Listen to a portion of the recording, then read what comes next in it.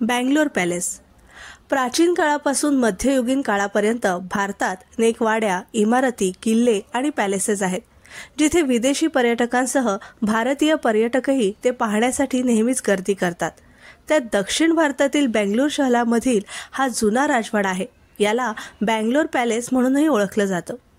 राजवाड्याचं बांधकाम अतिशय आकर्षक आहे.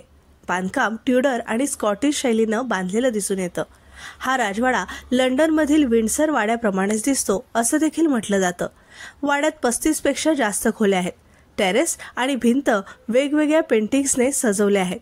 तसंच लाकडाने बनवलेल्या उत्कृष्ट वस्तू देखील आहेत. असं म्हणतात की राजवाडा सध्या श्रीमती देवी वडियार यांच्या मालकीचा आहे. या वाड्यात हिंदीसह अन्य भाषेतील चित्रपटांची शूटिंग झाली आहेत.